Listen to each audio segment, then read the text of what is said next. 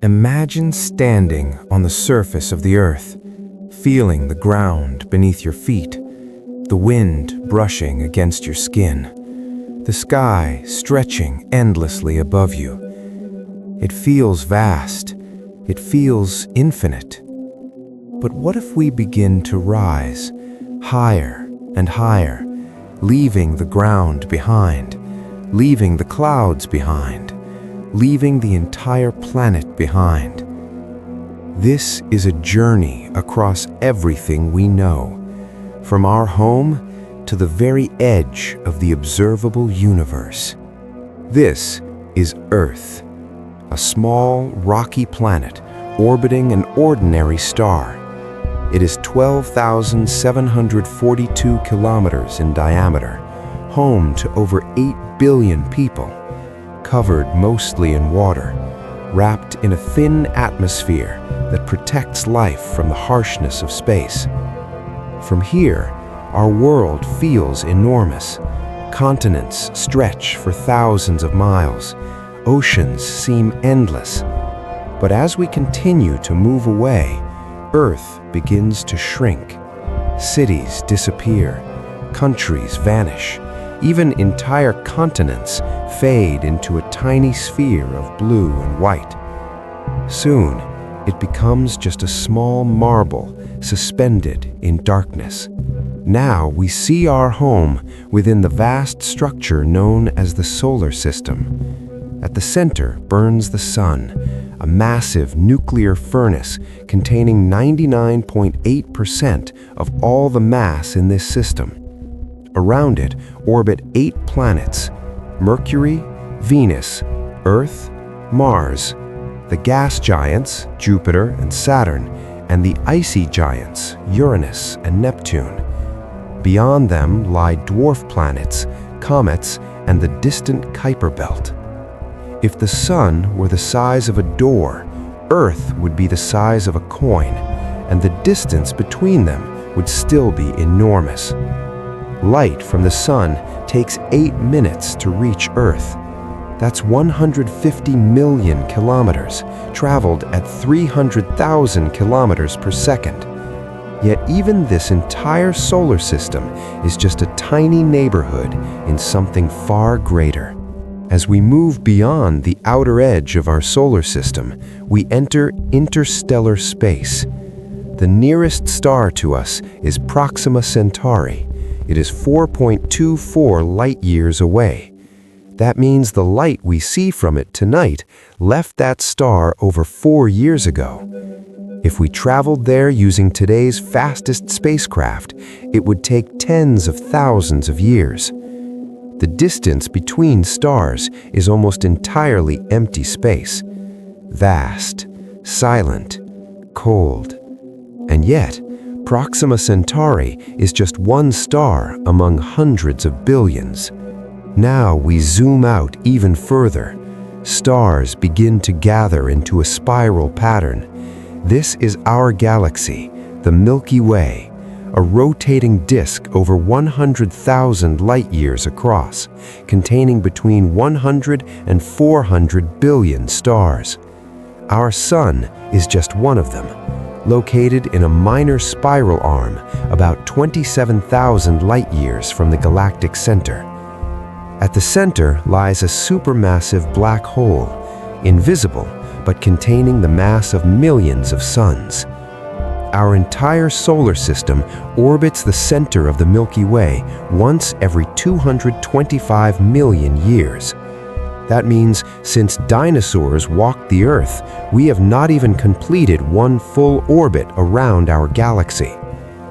Surrounding the Milky Way are smaller galaxies, dwarf companions gravitationally bound to us. Some are slowly being pulled apart, their stars stretched into long streams. Galaxies are not isolated islands. They interact, they merge, they evolve. Over billions of years, the universe reshapes itself constantly. Ahead of us now is another spiral galaxy, the closest major galaxy to ours, the Andromeda Galaxy. It is 2.5 million light-years away, and it is moving toward us. In about 4 billion years, the Milky Way and Andromeda will collide. But this collision will not be explosive like in movies. Stars are so far apart that most will pass by each other without touching. Instead, the two galaxies will slowly merge, forming a new, larger galaxy. A reminder that even on cosmic timescales, nothing stays the same. As we zoom out further, individual galaxies begin clustering together, bound by gravity into enormous structures. Clusters, superclusters, filaments stretching across unimaginable distances.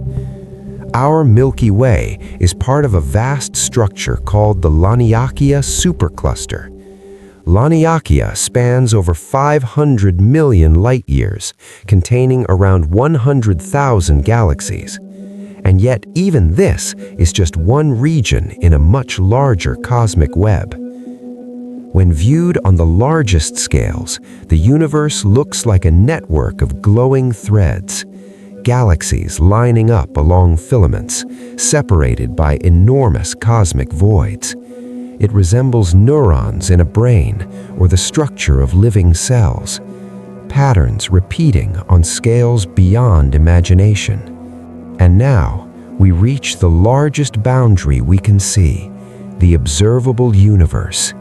It stretches approximately 93 billion light-years across, containing an estimated 2 trillion galaxies, each galaxy containing billions of stars, each star potentially hosting planets, possibly life.